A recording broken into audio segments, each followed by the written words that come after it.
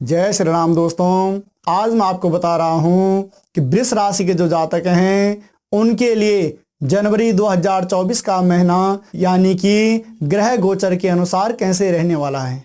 हर बार की भांति सर्वप्रथम हम भगवान सूर्य नारायण को साक्षी मानते हैं। तो भगवान सूर्य नारायण बैठे हुए हैं अष्टम भाव में, और अष्टम भाव में बैठने का ये तात्पर्य है कि यह भाव हमारा आयु का भी है, जीवन का है, आकस्मिक धन लाभ का है, और साथ ही साथ आकस्मिक परिवर्तन के योग भी इसी भाव से बनता है। तो जब भगवान सूर्य नारायण यहाँ पर बैठे हुए हों तो इन चीजों में यह वृद्धि करने वाले हैं, यानी कि यह समय आकस्मिक धन लाभ के लिए भी अच्छा रहेगा और साथ ही साथ आकस्मिक परिवर्तन के योग, आप काफी समय से परिवर्तन के योग अगर सोच रहे थे तो यह समय आपके लिए बढ़िया रहने वाला है। यानी कि 13 जनवरी तक भगवान सूर्य नारायण आपके अष्टम भाव में ही विराजमान हैं। उसके बाद पुनः 14 जनवरी को यह मकर राशि में प्रवेश करेंगे। मकर राशि में प्रवेश करने का ये तात्पर्य है, यह भाग्य का स्थान भी है, साथ ही साथ धर्म और तीर्थ का स्थान भी है।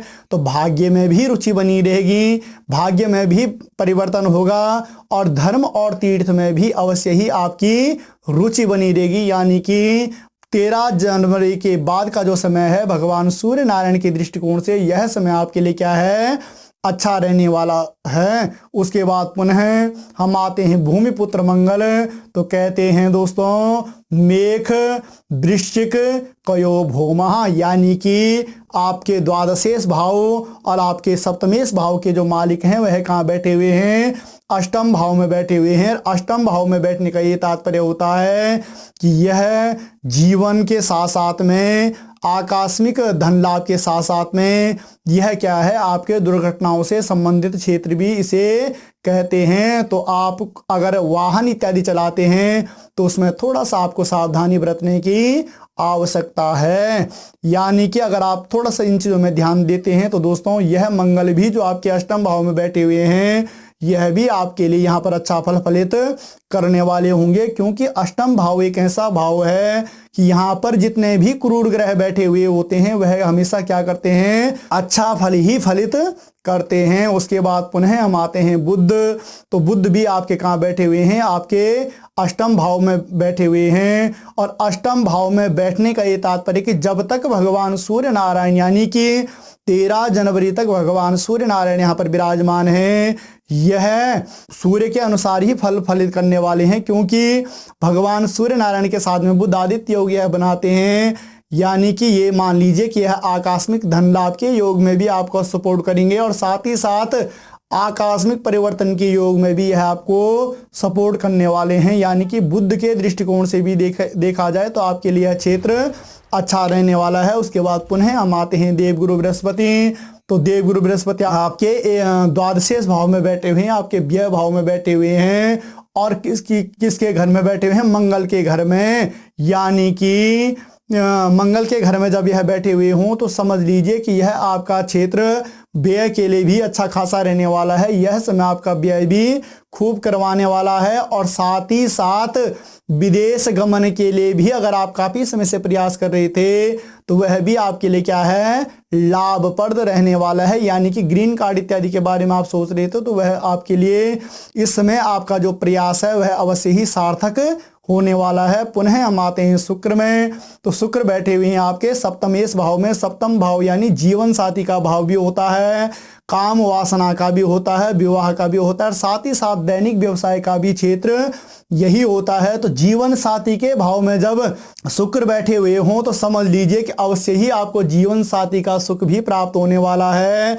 अगर आप एक सफल जीवन साथी के, एक अच्छे जीवन साथी की तलाश में हैं तो इस समय का प्रयास आपका वहां भी क्या है, सार्थक रहने वाला है। और दैनिक व्यवसाय रोजमर्रा की जो भी चीजें आप करते हैं आपके लिए वह क्षेत्र भी क्या है, अच्छा रहने वाला है। यानी कि दैनिक व्यवसाय के क्षेत्र दृष्टिकोण से भी देखें तो वह भी अच्छा रहने वाला है। पुनः शुक्र के आ जाते हैं 17 जनवरी के बाद इनका क्या हो जाता है, राशि परिवर्तन होता है। राशि परिवर्तन होने के बाद यह आते हैं आपके अष्टम भाव में। अष्टम भाव में आने का ये तात्पर्य है कि यह आपको क्या करेंगे, यहाँ पर बहुत ही अच्छा सपोर्ट करने वाले हैं। यानी कि आकस्मिक धन लाभ के योग भी बनाएंगे और साथ ही साथ आकस्मिक परिवर्तन के योग भी यह बनाने वाले हैं। पुनः हम आते हैं शनि, तो शनि आपके कहाँ बैठे हुए हैं?